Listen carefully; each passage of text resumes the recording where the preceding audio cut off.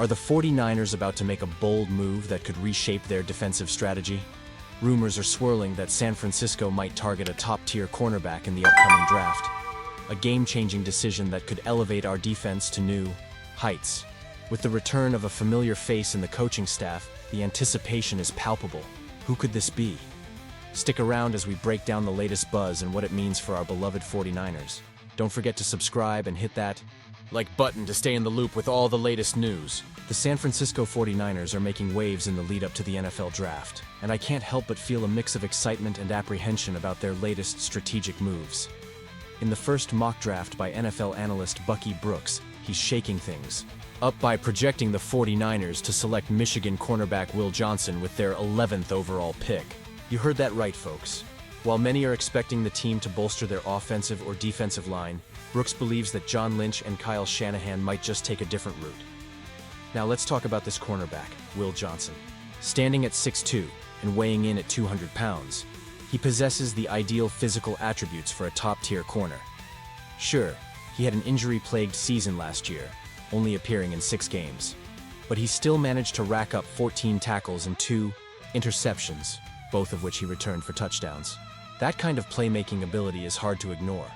And with Johnson's 3-year total of 68 tackles, 9 interceptions, and 10 passes defended, he's definitely someone who could make an immediate impact.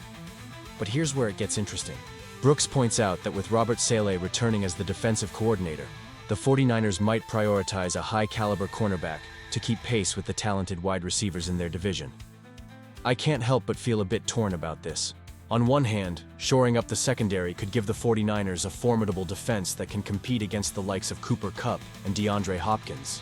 On the other hand, I've been hoping for some serious reinforcements along the offensive and defensive lines, especially after last season's disappointing 6-11 finish.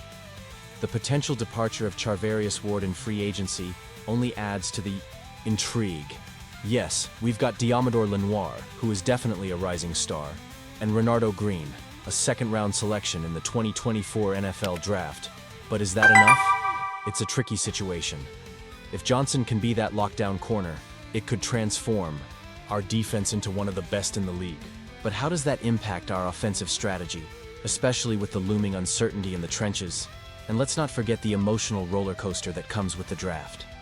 As fans, we pour our hopes and dreams into these selections, believing that each pick could be the missing piece to our Super Bowl aspirations. But do you think this was the best decision? Honestly, I'm torn.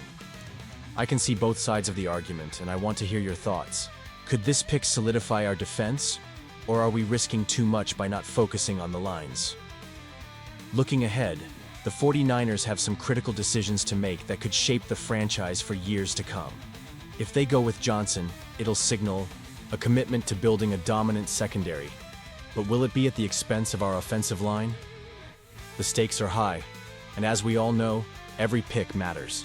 The San Francisco 49ers are at a pivotal crossroads, and as a die-hard fan, I can't help but feel the weight of these decisions.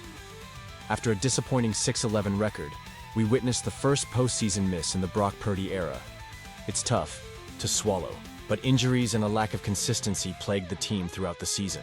However, despite the setbacks, the 49ers still have faith in Purdy as their starting quarterback. It's rumored that San Francisco is looking to offer him a contract extension this offseason, which is great news for the future. But here's where things get tricky. The 49ers already have significant contracts on the books. A deal for Purdy right now could really stretch their salary cap and complicate their financial situation. So, if they want to secure Purdy before the offseason begins, they might need to make some tough decisions. That leads us to Deebo Samuel, who could be the odd man out. Deebo is set to earn over $15 million in the 2025 season, and his performance has dipped drastically since his breakout year in 2021, where he racked up an incredible 1,700 total yards. Since then, he hasn't managed to break 900 receiving yards or 250 rushing yards in the last 2 seasons combined. This decline raises questions about whether he's still the dynamic dual-threat wideout we once knew. Now, Blake Meek from TWSN has thrown out an interesting idea. What if the Pittsburgh Steelers made a play for Samuel? It makes sense. The Steelers need to bolster their offense, and Deebo could provide an immediate impact in a position group that's been struggling. But, as much as I'd hate to see him go, I can't ignore the possibility that the 49ers are ready to move on from him as they look to reshape their receiving core. Brandon Ayuk just secured his own contract extension last offseason, and we've seen promising contributions from Ricky Pearsall and Jawan Jennings.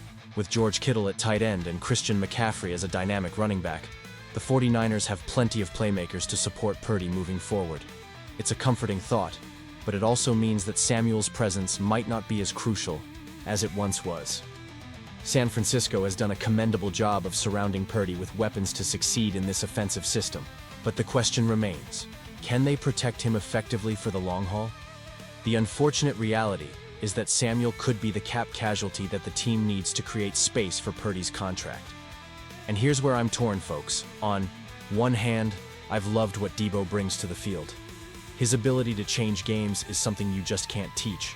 But on the other hand, if moving on from him means keeping a solid core intact and ensuring Purdy has the support he needs, can we really fault the front office for making that choice? I want to hear from you all.